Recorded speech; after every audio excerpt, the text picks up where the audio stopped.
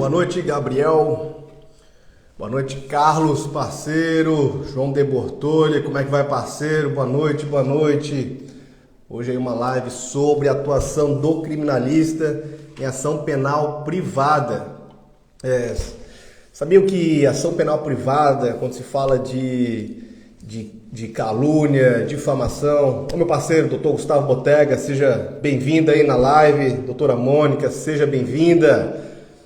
Muita gente não sabe, mas ação penal privada é um excelente nicho de atuação para o criminalista. Boa noite, doutora Mariana, seja bem-vinda.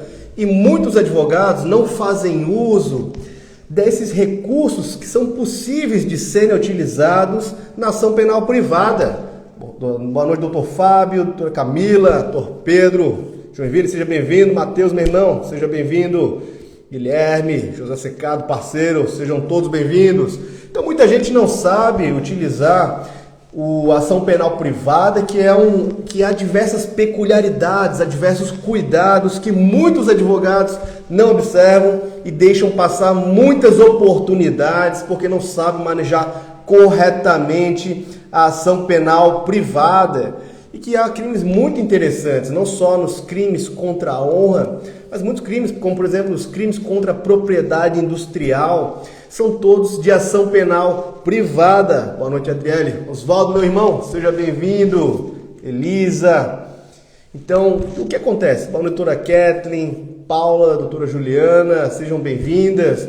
Então vamos começar a falar quais os cuidados o advogado deve ter no manejo da ação penal privada. O que acontece? O primeiro cuidado que o advogado deve ter é atentar que o requisito para a ação penal privada é o mesmo de uma denúncia, que está previsto no artigo 41 do Código de Processo Penal. Mas muitos esquecem que a ação penal privada, ou seja, a queixa-crime, ela deve ter a justa causa, que são os indícios de autoria e a materialidade. E muita gente entende que apenas o boletim de ocorrência faz a queixa-crime apenas com o boletim de ocorrência, e essa ação penal ela vai ser negada seguimento pelo magistrado se não tiver corretamente instruída. Então, o primeiro cuidado que o advogado deve ter quando pensar em ação penal privada, em tentar uma queixa-crime, é exatamente coletar elementos de informação que subsidiem a ação penal privada. E aqui fica a ideia de fazer então uma investigação defensiva ou algumas atitudes que o advogado pode tomar para levantar essas informações. Então a primeira ideia fica, porque quando um cliente aparece, doutor, fui vítima de uma calúnia, de uma difamação, de uma injúria, antes de falar, me passa o boletim de ocorrência, me dá os prints e entrar com essa ação penal privada, você deve tomar alguns cuidados. Então, até um produto que o advogado pode oferecer ao seu cliente, que é realizar a investigação defensiva com fundamento no artigo, no provimento 188 do Conselho Federal da OAB. A primeira coisa que você faz então, conversa com o seu cliente e não basta simplesmente o boletim de ocorrência, é preciso mais. Eu vou trazer um exemplo aqui de um caso que estamos atuando, que são ofensas que estão sendo disseminadas por meio do WhatsApp. E essa foi uma das ideias para fazer essa live sobre ação penal privada. Quando você se deparar com alguém que é vítima de ofensas, seja de injúria, calúnia, difamação pelo WhatsApp ou por qualquer outro instrumento que envolva o uso da internet, a primeira coisa que você deve fazer é o registro dessas ofensas. E muita gente fala em ata notarial. A ata notarial é sim um recurso viável para ser utilizado, mas hoje existem mecanismos que podem ser utilizados e que são mais ágeis do que uma ata notarial, que envolve um certo custo, envolve um certo tempo. Hoje há programas como o Original My, o Verifact, que eles fazem o espelhamento da sua tela. O que você faz? Você abre então o WhatsApp, por meio do WhatsApp Web, na tela do seu computador. Você vai utilizar algum desses aplicativos, seja o Original My, o Verifact, sejam apenas dois exemplos aqui de aplicativos que você pode utilizar.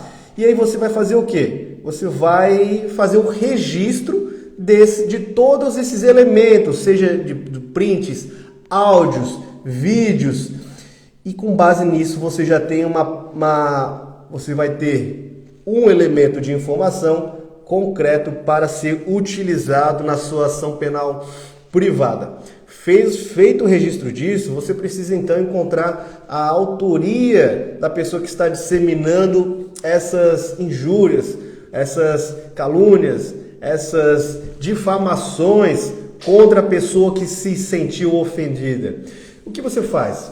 Isso é uma coisa muito importante, porque muitas vezes ninguém vai disseminar essas ofensas por meio do seu próprio perfil do WhatsApp. Vão criar perfis fakes, perfis falsos, para disseminar essas informações com o objetivo de evitar a sua responsabilização criminal. Então, uma coisa que deve ser feita para você identificar a autoria de quando as pessoas se utilizam do WhatsApp, por exemplo, para disseminar ofensas contra alguém, vai ter que fazer uma ação cautelar de produção de prova no juízo cível para produzir essa prova. Você vai fazer uma medida cautelar preparatória para poder justificar algumas informações. E você vai fazer fundamentado em quê? No Marco Civil da Internet, no artigo 22 do Marco Civil da Internet, que traz umas ferramentas que podem ser utilizadas pelo advogado. O artigo 22 do Marco Civil da Internet preceitua que, vejam, a parte interessada poderá, com o propósito de formar conjunto probatório em processo judicial civil ou penal em caráter incidental ou autônomo, requerer ao juiz que ordene ao responsável pela guarda e fornecimento de registros de conexão e de registros de acesso a aplicações de internet, que seria, por exemplo, o caso do WhatsApp. E aí, quais são os requisitos? Os requisitos estão previstos no próprio artigo 22. Se você não observar esses requisitos, o seu pedido para produzir essa prova, essa ação cautelar de produção antecipada de provas com fundamento no artigo 381 e 382 do Código de Processo Civil, vai ser indeferido. O que precisa ter? Fundados indícios de ocorrência do ilícito. Aí a importância de você fazer o registro das ofensas por meio desses dois aplicativos, seja o Original Mind ou o Verifact. Por que é importante fazer o registro? Porque esse registro, ele dá autenticidade aos documentos que você vai juntar na sua queixa-crime. Você precisa de autenticidade, precisa de credibilidade das informações. Por isso que não se recomenda apenas o print, apenas ajuntado do vídeo, do áudio, sem você fazer o registro, por exemplo, de uma ata notarial. Que é aquilo que eu estou dizendo o seguinte, que hoje não é necessário partir diretamente para uma ata notarial. Você tem outros meios, tais como o uso do Verifact e do Original Mind. Por quê? Para dar credibilidade, para dar integridade ao documento que você irá utilizar. Qual o fundamento dos requisitos para poder pedir os registros de aplicação, os registros de conexão e registro de acesso do WhatsApp? É fundado os indícios de ocorrência do ilícito, vai juntar esses documentos do Verifact ou do Original Mind, a justificativa motivada da utilidade dos registros solicitados para fins de investigação, ou seja, você precisa identificar a autoria delitiva desses fatos criminosos. Então vai precisar fundamentar na identificação da autoria e o período a qual se referem os registros. E que é importante o quê? Você vai verificar desde quando essas ofensas por meio do WhatsApp passaram a ocorrer e você vai limitar o período pelo qual precisa dos registros de acesso ou do uso desse aplicativo. Então, se ocorreram no mês de fevereiro, você vai limitar, olha, preciso dos registros de conexão e de acesso do mês de fevereiro para que o WhatsApp forneça de determinada conta do WhatsApp. Então essa é a primeira informação que você vai precisar. Mas há algumas informações a mais que você precisa saber que o WhatsApp pode estar fornecendo caso você se depare com essa situação. O que você pode pedir para o WhatsApp? Veja, você pode pedir o IP de criação das contas relacionadas ao número, porque a pessoa que vai utilizar o WhatsApp, ela precisa ter um número cadastrado. Então, nessa ação cautelar de produção de provas, você vai consignar o número pelo qual foi feito o registro do WhatsApp e pedir que o WhatsApp forneça por exemplo, o IP de criação dessa conta por meio desse número. E por meio do IP, é claro, vou antecipar, se a pessoa ela é muito avançada, for um hacker, né, ela pode conseguir fazer uma conta por meio de um outro IP que não vincule necessariamente a um dispositivo informático utilizado por ela. Mas é um caminho inicial que você pode tomar. Então você vai fazer o quê? Uma ação cautelar de produção antecipada de provas, com fundamento no artigo 381, 382 do Código de Processo Civil, com fundamento no artigo 22 do Marco Civil da Internet. Você vai precisar... Anderson, não sei se vou deixar salvo, vamos ver como é que vai ser essa live aí, vamos decidir ao final. Você vai pedir o IP de criação da conta que está vinculada a determinado número. Não só isso, não só o IP. O IP é a informação mais relevante, porque por meio do IP você consegue localizar o dispositivo informático que criou a conta do WhatsApp. Então, você vai pedir as contas do e-mail vinculadas a esse número que foi cadastrado no perfil fake.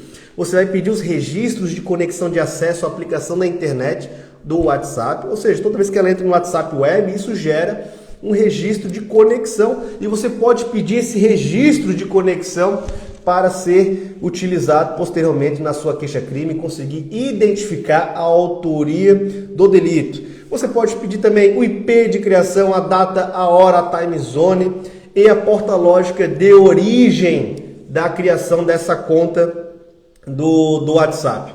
Tudo isso para quê? Por meio do IP você vai conseguir identificar a localização desse dispositivo informático e por meio da localização você vai conseguir, se você não conseguir pelo próprio e-mail cadastrado, conseguir chegar pelo menos à autoria delitiva desses fatos criminosos que estão se utilizando do perfil fake do WhatsApp para disseminar ofensas e possivelmente incorrer em crime de injúria, difamação ou calúnia, a depender do que foi dito. Então essa é uma primeira dica. Se utilize da ação cautelar de produção de provas do Código de Processo Civil, faça uso do Marco Civil da Internet e faça o pedido de informações endereçadas ao WhatsApp, que pode ser também, pode ser por Facebook, pode ser por Instagram, pode ser por qualquer aplicativo de internet. Você também, por meio do e-mail, você pode pedir a quebra do sigilo de informações desse e-mail, que pode fornecer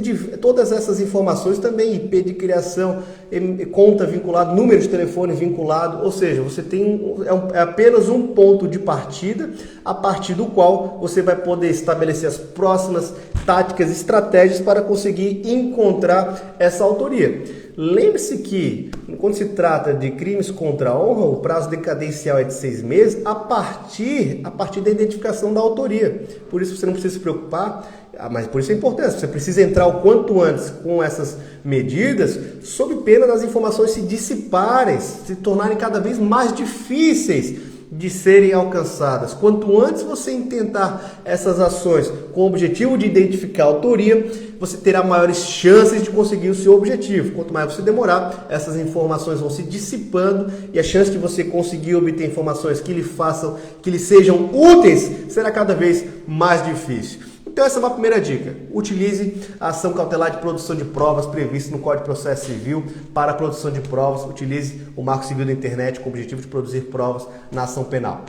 Na queixa-crime ou qualquer outro objetivo, ou mesmo numa representação criminal, ação penal subsidiária, ação penal condicionada à representação, você também pode fazer uso desses instrumentos de produção de prova.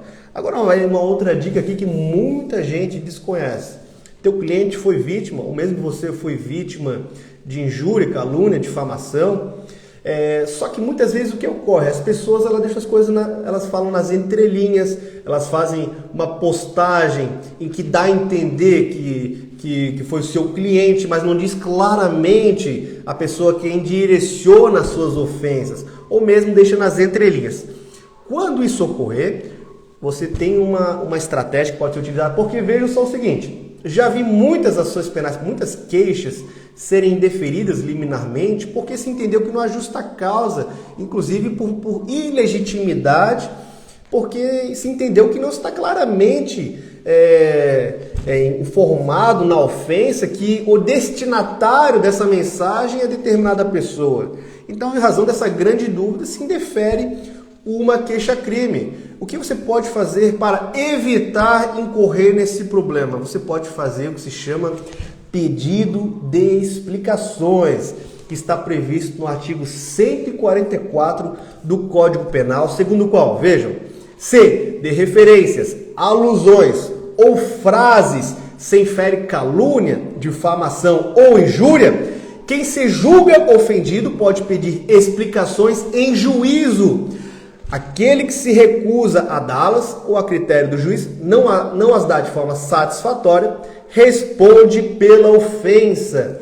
Então vale a pena, sempre antes de intentar uma queixa-crime por injúria, difamação ou calúnia, você fazer um pedido de explicações com fundamento no artigo 144, com o objetivo de produzir uma melhor prova, dar uma robustez à sua queixa-crime. Porque a pessoa vai ser obrigada a responder. Você vai dizer, olha, aqui nessas entrelinhas que você disse que ocorreu isso, você estava se referindo a este fato, você estava se referindo a esta pessoa, você faz em forma de quesitos para que a pessoa responda a esse pedido de explicações com base no artigo 144 do Código Penal. Então fica essa dica, se utilize desse recurso para você evitar que a sua queixa ela seja indeferida com falta de justa causa. Então vejam, essas são algumas dicas iniciais. Sempre se preocupe com a justa causa. Faça uma investigação defensiva para conseguir angariar elementos para dar robustez à sua queixa-crime.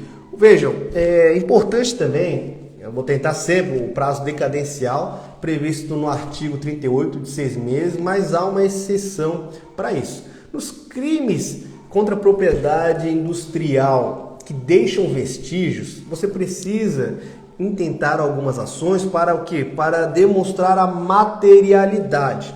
Dentre essas medidas para demonstrar materialidade, está previsto o artigo 529, que prevê o quê? Que após o mandado de busca e apreensão, você precisar produzir um laudo pericial, você terá 30 dias a partir da homologação do laudo pericial para intentar a queixa-crime. O que eu quero dizer com isso? É que você pode fazer uso, que muita gente desconhece também, sabe do quê? Do mandado de busca e apreensão. Você pode fazer uma busca e apreensão com o objetivo de produzir provas na sua queixa-crime. É uma medida cautelar preparatória de busca e apreensão, com fundamento no artigo 242 do Código de Processo Penal, segundo o qual a busca poderá ser determinada de ofício, e aqui eu destaco, ou a requerimento de qualquer das partes.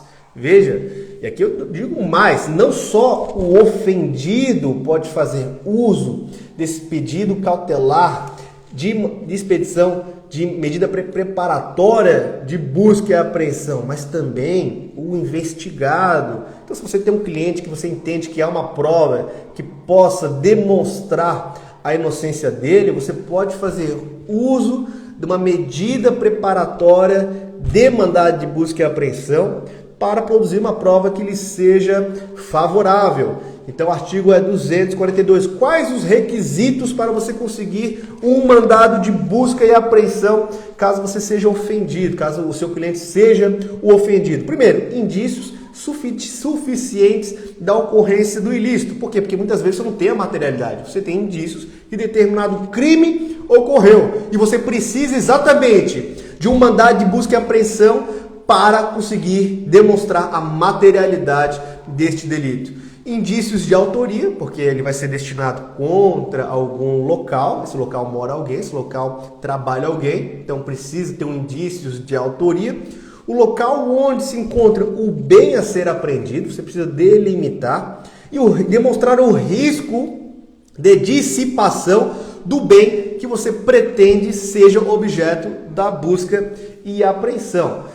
Vejam que esse artigo ele é muito utilizado, sabe, para quê? Para contra crimes contra a propriedade industrial, crimes de concorrência desleal. E aqui eu vou dar mais um exemplo. Por exemplo, se você sabe que alguém está utilizando aí dentro de uma empresa para prejudicar uma outra empresa, ou veja, você sabe, olha, naquela casa, naquela empresa, determinada pessoa, por meio do seu computador, está espalhando aí fake news, está disseminando ofensas contra outras pessoas, está disseminando ofensas contra uma outra empresa com o objetivo de praticar uma concorrência desleal, ou mesmo uma injúria, uma difamação ou uma calúnia, e você conseguir demonstrar que essa pessoa trabalha nesse local, que ele é o possível autor de determinadas ofensas, você pode pedir a expedição desse mandado de busca e apreensão, que você vai conseguir. Vejam, você vai pedir a apreensão do computador desta pessoa, do dispositivo informático, do celular também pode pedir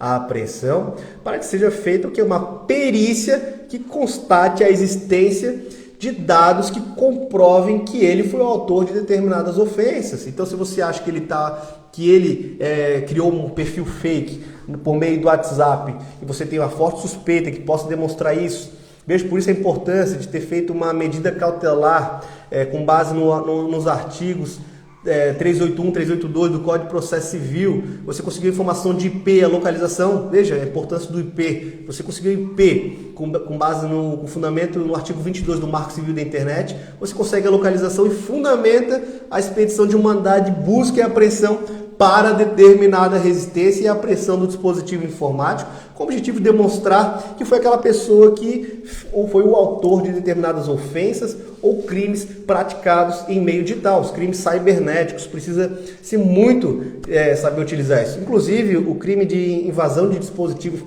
informático, previsto no artigo 154A do Código Penal, ele é um crime de ação penal pública condicionada à representação.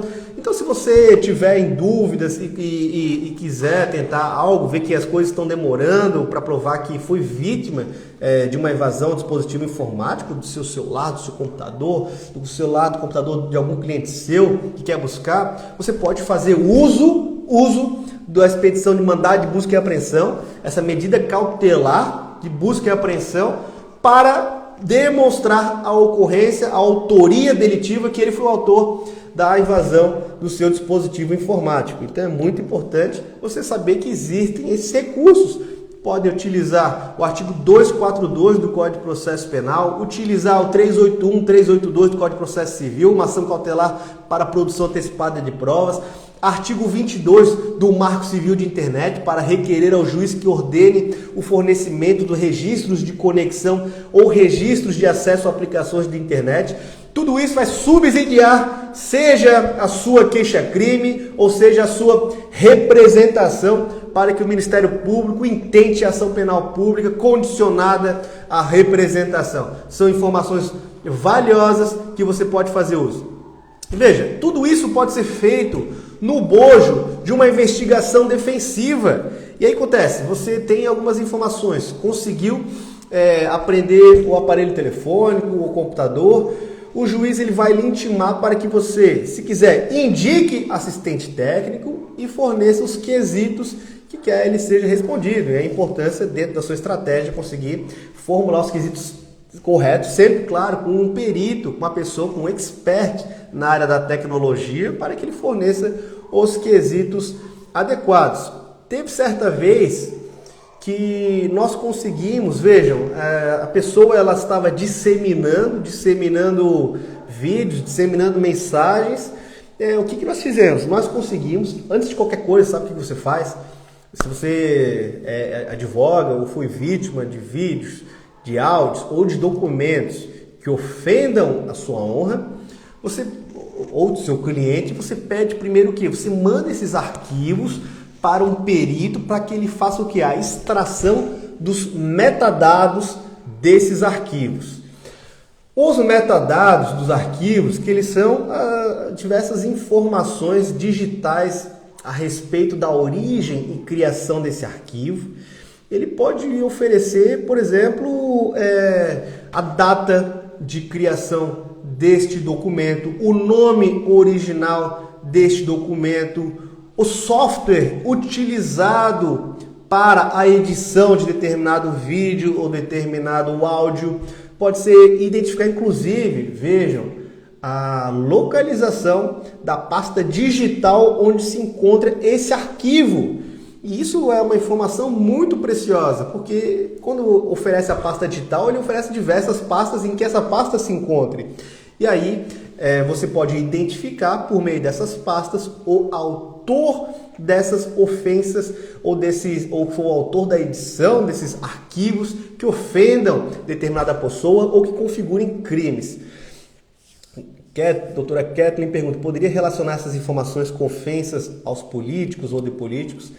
Sim, doutora Kathleen, eles chegam, se você, aí eu não sei se você quer identificar o autor ou se preocupa se alguém fez fez uma determinada postagem, determinada informação contra algum político, eles podem sim, até de uma certa forma, muito fácil conseguir identificar o IP dessas pessoas pelos quais estão disseminando essas mensagens e conseguir chegar na pessoa que foi o autor de determinadas ofensas. Agora, se alguém fez algum vídeo... Então, as pessoas, o que elas fazem? Elas fazem muito montagem de vídeos com políticos.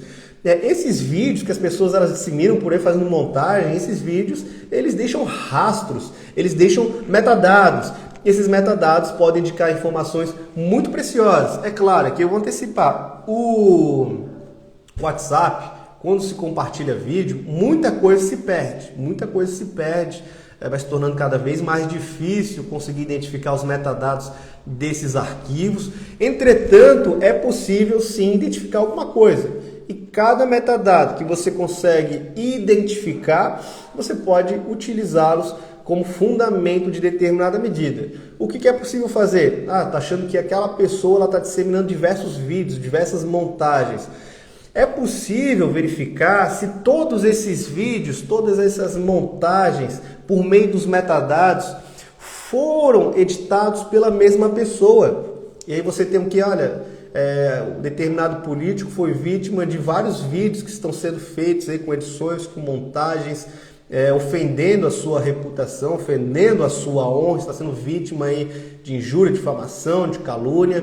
Dá para pegar todos esses vídeos e por meio dos seus metadados verificar se foram feitos pela mesma pessoa, tendo em vista a data de criação, tendo em vista o software utilizado para a sua confecção, para a sua edição, a pasta em que a edição desses vídeos está armazenada, ou seja, vai fornecer informações preciosas a respeito da identificação da autoria delitiva desses crimes. Então, muito cuidado, inclusive na disseminação. Você recebeu um vídeo em que você verifica que está ofendendo a honra de alguém que pode representar o crime de injúria, calúnia e difamação, não compartilhe, porque se você compartilhar, você pode também estar incorrendo no crime mesmo crime que a pessoa que fez o vídeo pode incorrer, na mesma injúria, difamação por meio da participação, com causa de aumento de pena pelo uso de meio que facilitou você difundir essa informação. É um crime, é uma injúria, uma difamação qualificada pelo uso de meio que facilitou a disseminação desse conteúdo. Fotografia mais fácil, a fotografia ela tem metadados muito interessantes que podem fornecer, claro, a depender aí do arquivo, inclusive qual foi a máquina que foi utilizada para bater aquela fotografia, a localização onde foi batida aquela fotografia, informações muito importantes para a identificação da autoria. Então sempre faça uso, claro, quem vai fazer isso? Vai fazer um expert, um perito digital. Você deve encaminhar todos os arquivos para um perito, vai ter que precisar do auxílio, fazer uso de um perito para poder auxiliar, e aqui se for o caso, na sua investigação defensiva. E aqui vai a dica, como que você faz? É importante você encaminhar os quesitos para esse perito responder. E como é que você faz quesitos? Você tem que conversar com o perito, tem que conversar com ele o que é possível talvez encontrar nesta perícia, e você faz uma ordem de serviço e você encaminha essa ordem de serviço por meio de e-mail para que fique registrado para o perito. Você vai dizer que nessa ordem de serviço, com base na contratação do seu cliente, você está pedindo, solicitando que este perito realize uma perícia digital em determinado dispositivo informático, uma perícia digital em determinado arquivo. Inclusive você desde já você vai elaborar os quesitos e você vai indicar o quesito número 1, é possível identificar o nome original deste arquivo, é possível identificar a data de criação deste arquivo, é possível identificar o IP de criação deste arquivo, qual é o IP? E aí você vai formulando diversos quesitos, é possível identificar o software utilizado para a edição desse vídeo. E tudo isso por meio de uma ordem de serviço que vai solicitar não só a perícia, como que sejam respondidos os quesitos por você elaborado. E você vai pedir, sempre faça essa observação, seja respeitado não só as regras legais e constitucionais, seja respeitada a cadeia de custódia de determinada perícia, para que você não perca a credibilidade dessa prova quando ela for produzida. Então você pode utilizar essa perícia, inclusive para fundamentar os seus pedidos, seja de medida cautelar de busca e apreensão, ou seja, ação cautelar de produção de provas. Você já vai conseguir subsidiar com a demonstração de fundados indícios de ocorrência do delito. Então fica aí essas dicas aí para produzir informações. E veja, você pode fazer tudo isso, não precisa necessariamente formalizar uma investigação defensiva, mas uma investigação defensiva você vai tornar organizada todas as suas ações enquanto advogado, seja determinando, seja solicitando a realização de perícias, o encaminhamento de quesitos, a transcrição das informações que constam de determinado arquivo. Você consegue fazer algo mais organizado, consegue robustecer a sua prova, dar mais credibilidade a esses elementos para fundamentar essas medidas antecipatórias, seja de produção cautelar de provas, seja para oficiar os aplicativos, seja o WhatsApp, Instagram, Facebook, para que forneçam essas informações como IP de criação, a data de criação da conta, o e-mail vinculado, o número vinculado, todas as informações que você pode utilizar na sua queixa-crime. Doutora Juliana, como encontrar um perito na área antes do oferecimento da queixa-crime ou o pedido é formulado em juízo? Eu recomendo, doutora Juliana, você conseguir encontrar um perito, a depender do que você precisa, mas vamos dizer, nesse exemplo que nós estamos dando, esse perito digital, antes de encaminhar o pedido em juízo, porque é o seguinte, olha, como é que funciona? Você precisa de elementos de informação para subsidiar qualquer pedido. Uma perícia técnica, ela vai subsidiar, ela vai dar mais força para que o seu pedido seja defendido, porque não é fácil. Afinal, estão em jogo os direitos fundamentais da inviolabilidade do domicílio, no caso da expedição de mandado de busca e apreensão. Está em jogo o direito à privacidade, à intimidade, no caso de pedido de que seja periciado dispositivos informáticos que tenham sido eventualmente apreendidos e que tenham sido resultado da sua busca e apreensão. Por isso que você precisa dar uma robustez ao seu pedido por meio de uma perícia técnica antes de formular esse pedido de juízo. O que acontece? Quando você consegue a mandado de busca e apreensão, apreender dispositivos informáticos, esses dispositivos informáticos serão, provavelmente o juiz ele vai determinar que o GP faça uma perícia oficial. E aí ele vai te dar prazo para você indicar um assistente técnico e formular quesitos. Aí a importância de você estar, desde o início das suas ações, estar assessorado por meio de um perito técnico que lhe permita, inclusive, encontrar o melhor caminho da produção de prova.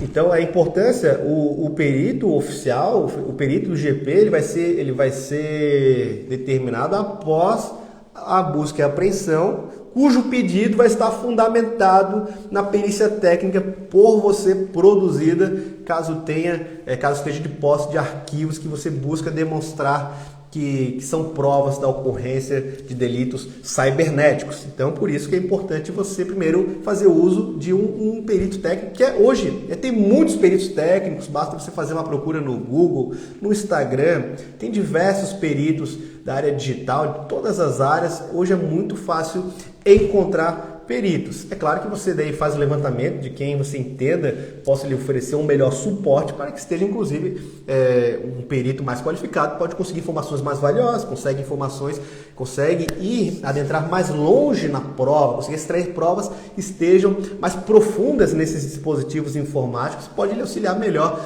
nas suas ações enquanto advogado. Obrigado, Diego. Um abraço aí para a Advocacia Criminal Paraibana. Fico muito feliz de saber que estejam advogados tão distantes aí participando dessa live. Então essas são algumas medidas preparatórias para subsidiar a queixa-crime por você. Alguns cuidados que a queixa-crime deve ter. Só uma coisa.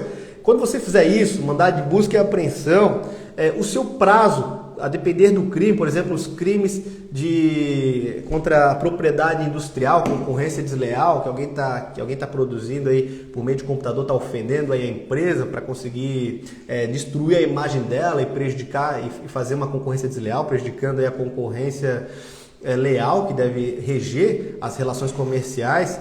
O que acontece? O prazo, porque isso às vezes não ocorre em 6 meses, e aí, mesmo que você identifique a autoria, até ser homologado, porque acontece? Tudo isso é para você conseguir pedir uma perícia, essa perícia ela vai ter que ser homologada pelo juízo. E após a homologação do juízo, segundo o artigo 529, você terá 30 dias para aí sim tentar a queixa-crime, ou seja, o prazo decadencial não passa mais ser os 6 meses, e sim o prazo de 30 dias a partir da homologação em juízo da perícia que vai demonstrar a ocorrência da materialidade do delito. Artigo 529 do Código de Processo Penal. Alguns cuidados. Então, esses são os cuidados antes de você intentar a queixa-crime. Alguns cuidados quando você está intentando efetivamente a queixa-crime. Primeiro, o advogado deve se resguardar. A procuração ela deve ter poderes específicos para você poder intentar, ou seja, todos os fatos, ou seja, qual que é o segredo aqui? Que não quer errar na procuração, o que você faz? Faça para que o seu cliente ele registre toda a conduta, tudo o que aconteceu, e você, mesmo que fique uma procuração extensa, o relato fático do seu cliente, você vai adicionar na procuração com poderes específicos para intentar a queixa-crime, porque o que não tiver naquela procuração de informação, eventualmente pode ser alegado pela parte contrária, que não se encontra dentro dos poderes do advogado e por isso ele não poderia alegar determinado fato. Se você não quer correr o risco de um determinado fato não poder ser usado contra você, faça uma procuração com todos os fatos narrados pelo seu cliente. O que eu faço? Eu simplesmente pego a queixa-crime, pego todo o relato fático da queixa-crime e coloco dentro da procuração específica para não ter risco da parte contrária alegar a impossibilidade de se arguir determinado fato porque não está dentro da queixa-crime. O fundamento é o artigo 44 que dispõe: a queixa poderá ser dada por procurador com poderes especiais, devendo constar do instrumento do mandado o nome do querelante e a menção do fato criminoso. Por isso a importância de todo fato criminoso estar dentro dessa procuração, salvo quando, vejam, tais esclarecimentos dependerem de diligências que devem ser previamente requeridas no juízo criminal, como essas que nós falamos anteriormente. Importante também, se o advogado quer se resguardar, quando for fazer a queixa-crime, não fazer afirmações. Olha, determinada pessoa cometeu o crime de calúnia. Você coloca assim, determinada pessoa possivelmente, supostamente, com base no relato do querelante, cometeu o crime de calúnia. Ou seja, não faça você afirmações diretas contra o querelado ou os querelados, porque senão você, daqui a pouco, ele devolve o crime de calúnia contra você. Você não quer ser responsabilizado por isso. Então sempre possivelmente ocorreu o crime, supostamente ocorreu o crime, possivelmente diante de tal conduta cometeu o crime de calúnia, difamação, injúria ou qualquer outro que seja de ação penal privada. Doutor Pedro, excelente informação. O cliente pode assinar a inicial também para ratificar todos aquele relato fático, porque você não pode fazer ação temerária. O advogado não pode agir de forma temerária acusando qualquer um aí, por qualquer pessoa que venha dizendo que foi vítima de um crime. Você deve dar uma verificada, analisar os fatos. Então, para que você não seja vítima de alguém que quer que você intente uma queixa-crime de forma sem fundamentos, a forma de você se resguardar é essa, tanto colocando todo o relato da queixa-crime dentro da procuração, faz isso como o Dr. Pedro, faz com que o cliente assine a inicial, e quando você for fazer as afirmações da prática de delito, você fala possivelmente ocorreu delito, possivelmente, supostamente, para evitar afirmações que futuramente possam se demonstrar inverossímeis e temerárias, e aí você pode ser responsabilizado. Então, evite esse tipo de situação. Outra coisa, quando você verificar que foram vários os autores de determinada ofensa, determinada injúria, determinada difamação, você deve intentar a queixa-crime contra todos eles na mesma queixa, ao princípio da indivisibilidade. Se você deixar de intentar a ação contra algum deles, pode ser considerada aqui a desistência tácita para intentar a queixa-crime contra um deles. E se ocorrer isso, a desistência ela poderá recair sobre todos os demais querelados. Então, para não correr esse risco, coloque na queixa-crime todos os possíveis autores de determinada ação para evitar o perecimento do seu direito.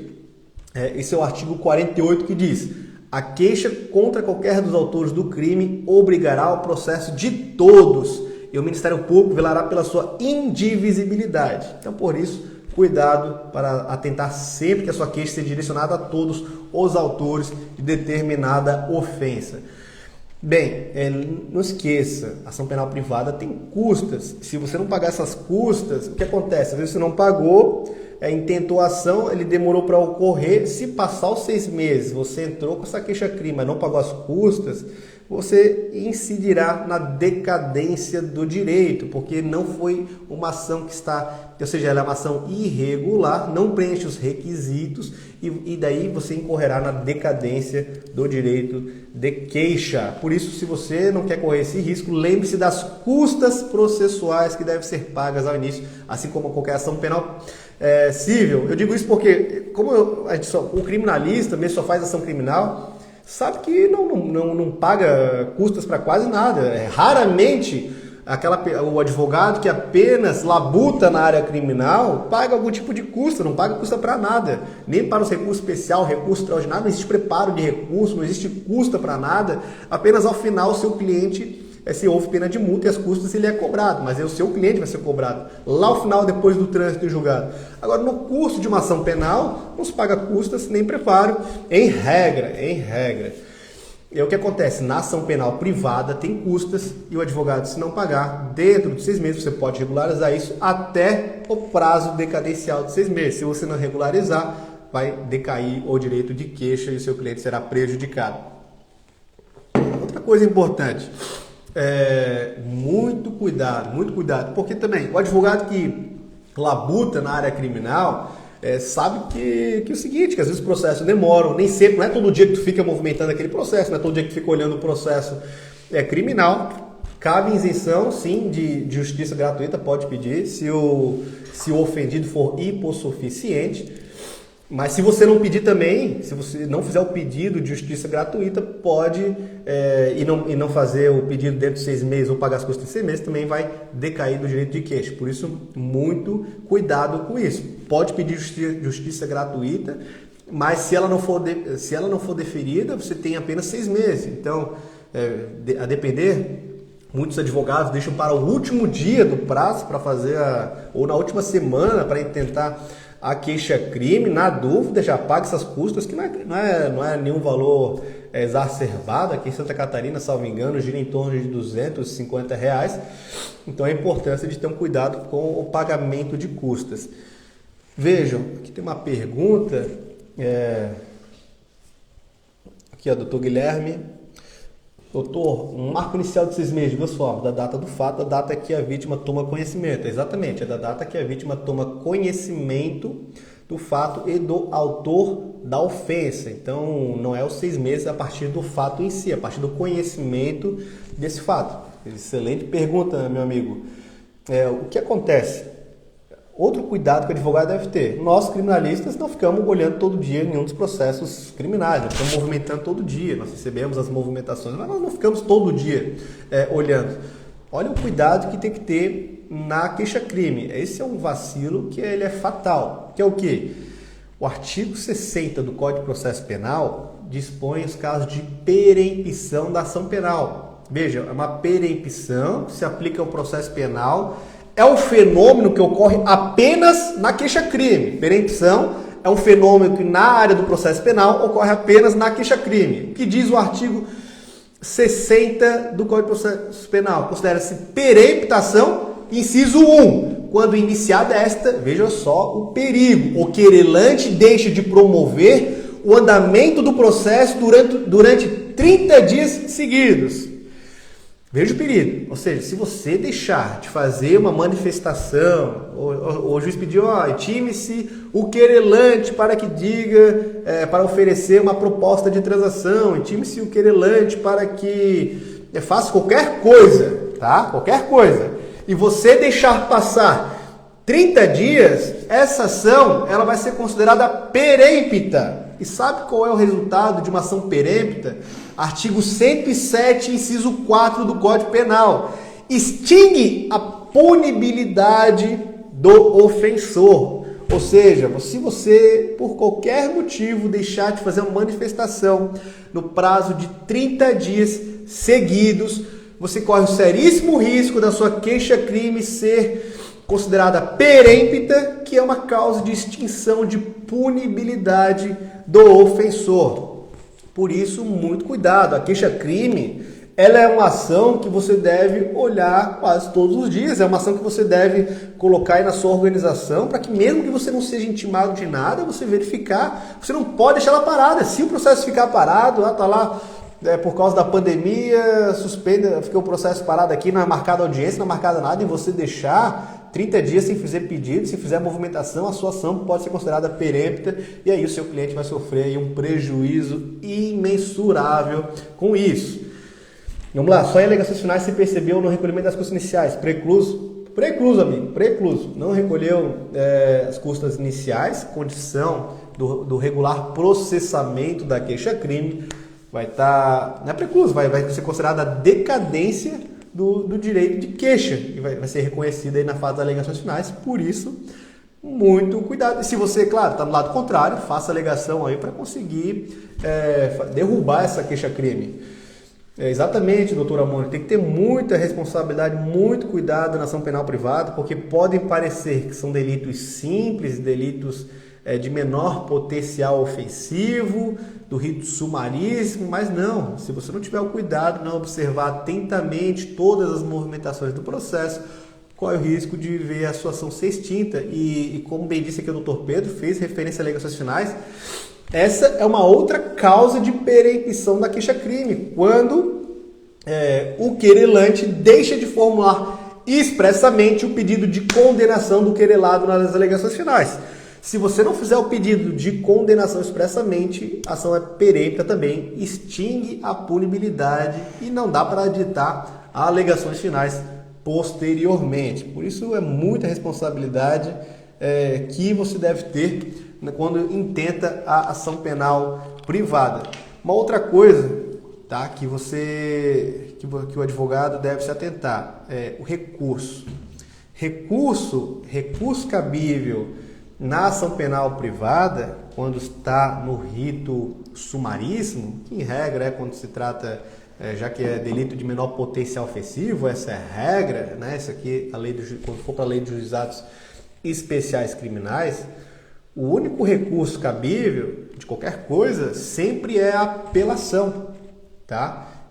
Entre com a apelação, na dúvida, entre com a apelação no prazo de 10 dias, e deve ser tentado juntamente com as razões. Veja, se você pedir o prazo, como é no procedimento ordinário, entrar com a apelação, pedir para juntar as razões depois, você vai também perder, vai precluir o seu direito de recurso, tá? Porque deve ser feito numa única peça a petição de interposição e as razões, tá? Mas isso é importante por quê?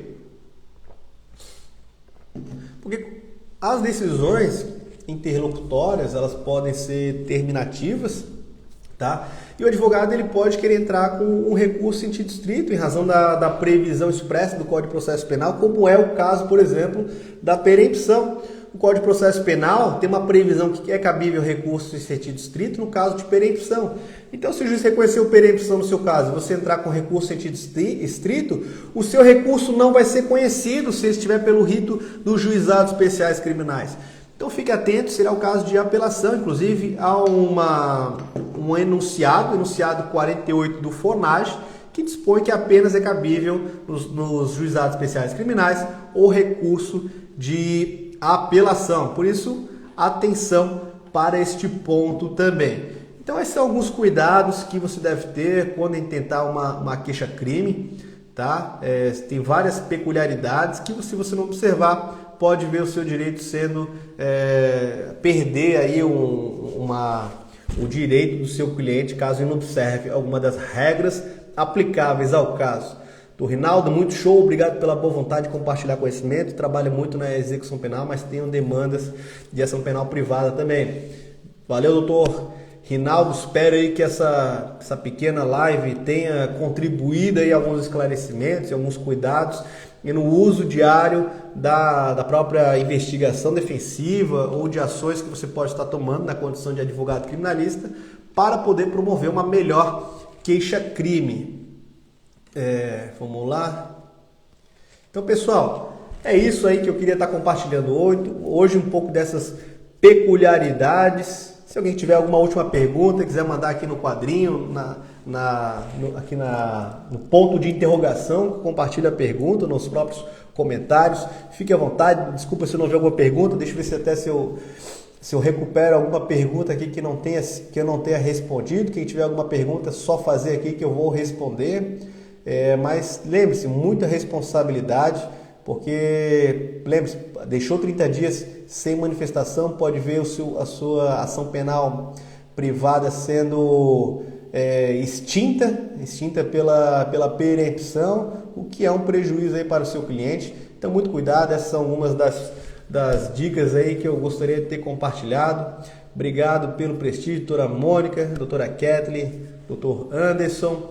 Espero que tenham gostado. Fica então o registro dos meus agradecimentos a todas e todos aí que participaram da live. Espero que tenha de alguma forma contribuído. Vamos ver a próxima live aí, deve ser semana que vem. Desejo a todos Doutor Rinaldo, vou deixar a live salva assim, para quem quiser posteriormente assistir. Quem gostou e fizer sentido, quiser apertar aí o curtir aqui a live, me ajuda, contribui aí para a disseminação desse conteúdo. Então, pessoal, obrigado aí por tudo. Desejo a todos uma excelente noite e um forte abraço. Vou me despedindo aqui. Até mais, pessoal. Valeu!